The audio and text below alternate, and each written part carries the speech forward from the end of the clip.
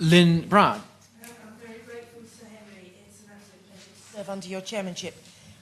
Monday the 14th of May will go down as a dark day in history. In Jerusalem, crowds listened to Baptist minister Robert Jeffress as he read a prayer to mark the opening of the American embassy, a man who has previously made deeply offensive comments about Jews, Muslims, Mormons and gay people. In Tel Aviv, people danced the night away to their new Eurovision winner, Netta. And in Gaza, an hour or so down the coast, 60 people, including children, were killed under live fire. This is, of course, an emotional debate. It's touched us here and it's touched my constituents. At points last week, I was receiving emails at more than one a minute. My constituents are angry about what's happened, they're upset, and so am I. And I believe that we have a duty as members of Parliament to represent that anger. But we also need to think seriously about what's happened and what a meaningful response would look like. So I thank my honourable friend, the member for Shepherd Heeley, for securing this debate. As we've heard again this afternoon, she's a powerful, articulate and passionate advocate for the causes that she takes up. Before I go on any further, I want to make clear that I do not defend or dispute the disgraceful conduct of Hamas. They waved swastikas in the protest, a simply awful thing to do. They supplied maps to protesters with directions to homes in the nearest Jewish communities. They spread downright lies about breaches in the fence, manipulating protesters, encouraging them to run towards the heavily armed and fortified fence. And I know that Hamas have claimed that 50 of the 60 people who died on the 14th were part of their organisation. I understand this. I don't condone it. In fact, I utterly and totally condemn it. But I think most of us can agree that the response of the Israeli government was massively disproportionate. It comes from a legacy, I think, that sees the people of Gaza as nothing more than a security threat, shamefully denying their humanity, their rights and the conditions in which they've been living. In every so-called Gaza war, we've seen civilians treated like enemy soldiers. It's a systemic problem. The testimony of one Israeli Defence Force officer given to the Israeli organisation Breaking the Silence in 2014 is a stark example of this. And he says, the rules of engagement are that anything inside the Gaza Strip is a threat.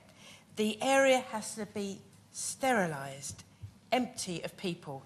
And if we don't see someone waving a white flag screaming, "I give up," then he's a threat and there's authorisation to open fire. The interviewer asked him, "When you say open fire, what does that mean?" And the officer replied, "Shooting to kill. This is combat in an urban area. We're in a war zone." The saying was, there's no such thing as a person who is uninvolved. And as my honourable friend, the member for Sheffield Heeley says, Avigdor Lieberman, the Israeli Defence Minister, echoed this sentiment, saying just last month, there are no innocent people in the Gaza Strip. Everyone's connected to Hamas. There's plenty more. There are similar testimonies describing Operation Cast Lead in 2009, Operation Pillar of Defence in 2012, Operation Protective Edge in 2014, the repeated bloody episodes that have marked the blockade of the Gaza Strip, now going on for more than 10 years. Again and again, we are told of reports of the devastation of life in Gaza, which often, in my view, amounts to war crimes.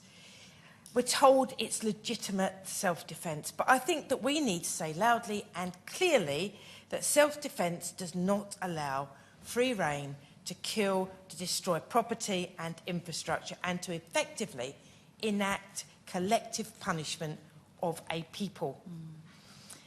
Avi Dichter, chair of the Knesset Foreign Affairs and Defence Committee, said, The security forces won't let anyone put soldiers, and certainly not for civilians, in danger.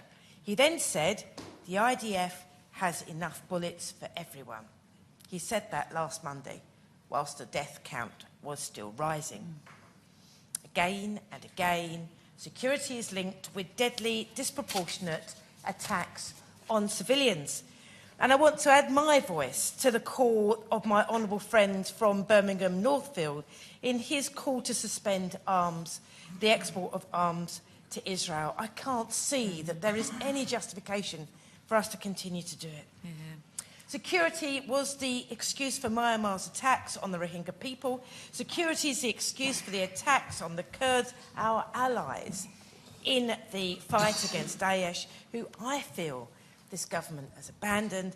And security for many years now has been used as an excuse for what can only be described as collective punishment in Gaza. When the blockade began, Israeli defence officials calculated, as my honourable friend from East Ham said, the bare minimum of food needed to avoid malnutrition in Gaza. Surely that wasn't necessary for security. As he also said, 54 Palestinians died last year waiting for travel permits, which they needed to receive life-saving medical care outside the Gaza Strip. Surely that wasn't necessary for security. And now, in Gaza, as we've heard, there's about 4 hours of electricity each day. Between 90 and 97% of the water is contaminated, mainly by sewage. Food is scarce. 80% of the people are dependent on foreign aid. And for some children, breakfast is a cup of hot water with a sprinkle of salt. Is this what security has to look like? People of Gaza have nothing, and so they have absolutely nothing to lose. Omar Graeb, a journalist and blogger in the Gaza Strip, said in January, "Despair isn't even the right word to describe what's going on here because things are getting worse and worse. Many of the protesters have known that they risk their lives by going to the demonstration on Monday because the IDF had considerately dropped leaflets to tell them so. But many thousands of people protested peacefully anyway.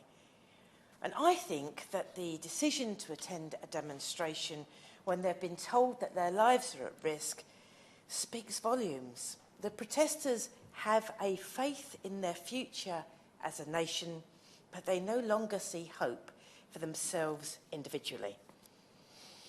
I have to tell the Minister, who knows, I hope, that I hold him in really high regard, that I think we've reached an absurd situation.